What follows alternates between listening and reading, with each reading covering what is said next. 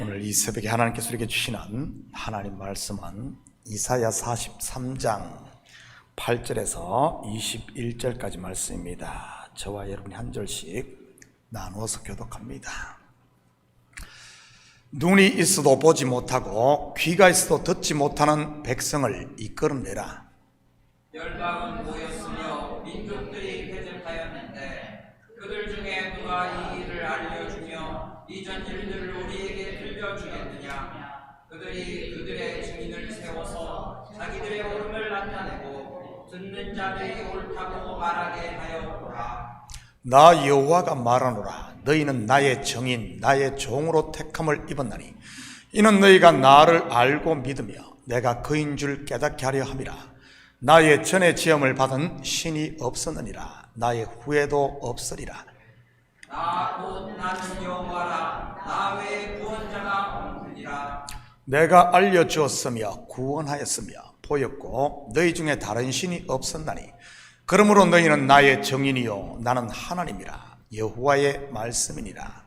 과연 태초로부터 나는 그이니 내 손에서 던질 자가 없도다.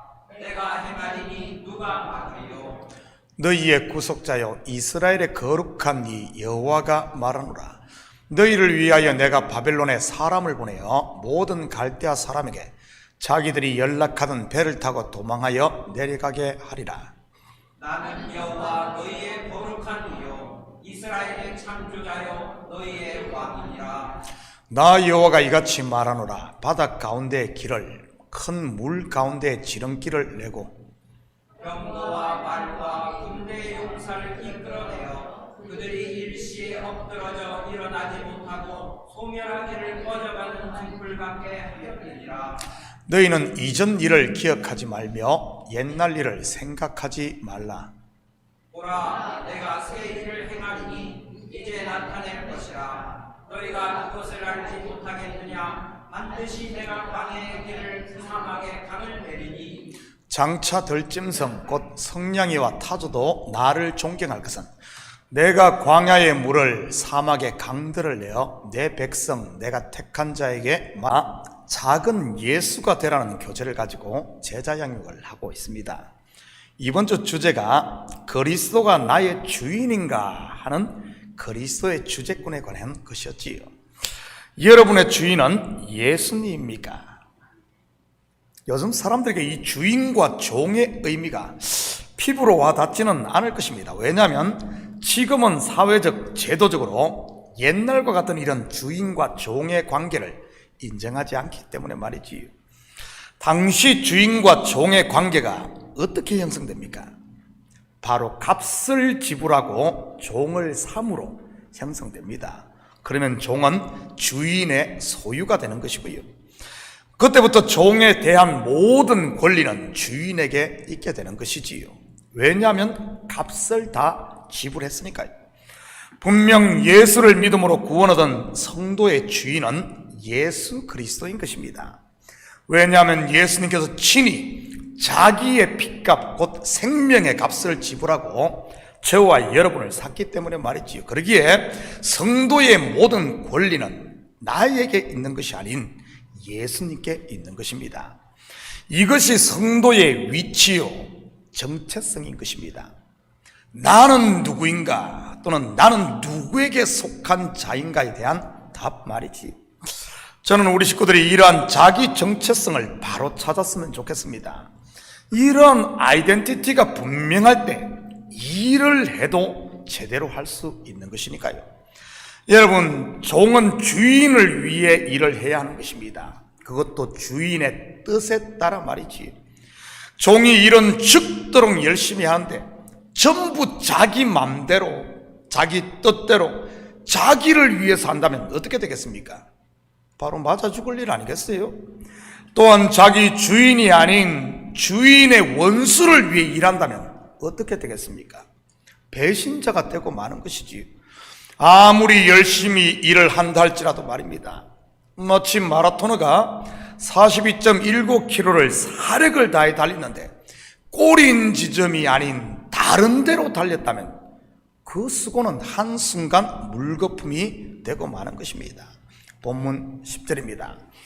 나 여호와가 말하노라 너희는 나의 정인 나의 종으로 택함을 입었나니 이는 너희가 나를 알고 믿으며 내가 그인 줄 깨닫게 하려 함이라. 나의 전에 지음을 받은 신이 없었느니라 나의 후에도 없으리라.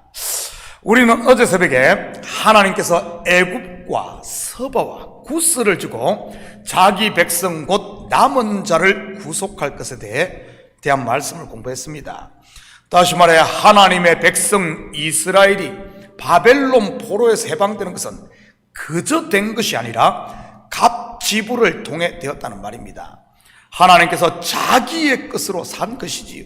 물론 이것은 구속 역사로 하나님의 독생자 예수 그리스도의 값을 지불하고 저와 여러분을 하나님의 양자로 삼은 것을 모형하는 것이고요.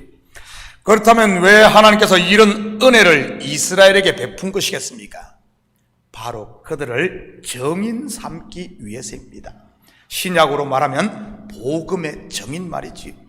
그렇게 정인된 이스라엘은 하나님 홀로 이 구원을 이루셨음을 증거해야 되는 것입니다. 다시 말해 이스라엘을 통해서는 하나님이 행하신 일만이 드러나야 된다는 말이지 자기가 한 일이 아니란 말입니다.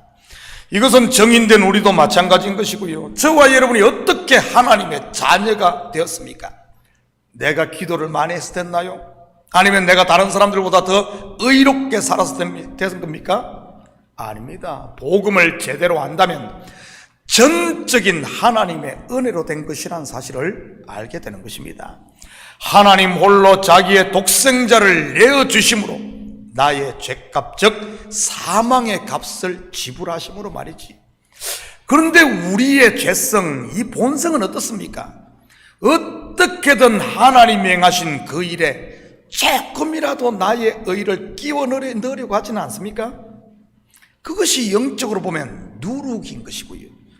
여러분, 누룩은 조금만 들어가도 떡반죽 그릇 전체를 부풀게 해버립니다. 마찬가지로 하나님 행하신 일을 증거해야 하는 정인에게 자기의 의가, 자기의 자랑이 조금만 더해지는 순간 어떻게 되는 줄 압니까? 복음이 변질되고 마는 겁니다. 한마디로 말하면 정인이 돼야 되는데 위정이 되는 것이지요. 하나님의 은혜입니다. 하나님이 하셨습니다.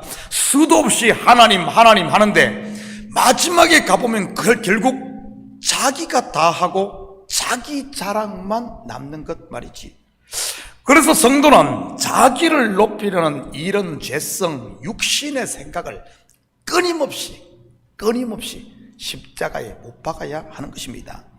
이런 자기 부인이 있을 때만이 참된 정인이 될 수 있는 것이고요. 저는 우리 식구들이 이 시대 복음의 정인들이 다 되시기를 축복합니다. 그리고 이스라엘은 하나님의 종으로 택함 받았습니다. 종이 하는 일은 전부 누구를 위한 일이라고 했습니까? 주인입니다. 주인. 바로 우리를 구속하신 하나님 말이지. 이것은 지금 우리도 마찬가지인 것이고요. 그래서 사도 바울은 로마서 14장 7절과 8절에서 이렇게 고백을 합니다. 우리 중에 누구든지 자기를 위하여 사는 자도 없고 자기를 위하여 죽는 자도 없도다. 우리가 살아도 주를 위하여 살고 죽어도 주를 위하여 죽나니 그러므로 사나 죽으나 우리가 주의 것이로다.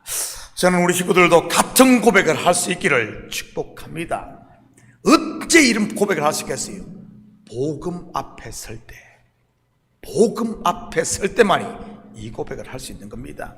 올해 우리 교회에 주신 표가 뭡니까? 말씀이 뭡니까? 복음 앞에, 다시 복음 앞에. 이 말은 우리가 참된 그리스도의 정인으로 다시 세워지자 하는 것 아니겠어요? 18절 19절입니다. 너희는 이전 일을 기억하지 말며 옛날 일을 생각하지 말라. 보라 내가 새 일을 행하리니 이제 나타낼 것이라. 너희가 그것을 알지 못하겠느냐? 반드시 내가 광야의 길을 사막의 강을 내리니. 여러분은 과거에 매여 삽니까? 아니면 소망을 가지고 오늘 열심히 살며 미래지향적입니까? 과거지향적입니까? 미래지향적입니까? 과거에 매여 사는 사람들의 입에서 나오는 것이 무엇인 줄 압니까? 그때가 좋았어. 내가 옛날에는 이랬는데. 다르게 말하면 뭐죠? 그때는 좋았는데 지금은 아니라는 말 아닙니까? 옛날에는 내가 이렇게 잘 나갔는데 지금은 아니라는 말 아니에요? 한마디로 말하면 결국 그 근본에 불평과 원망 속에 산다는 말입니다. 그렇다면 이런 부류의 사람들, 다른 사람에 대한 태도는 어떻겠습니까? 다른 사람들이 자꾸 과거를 덜치워내고 판단하고 정죄하지 않겠어요?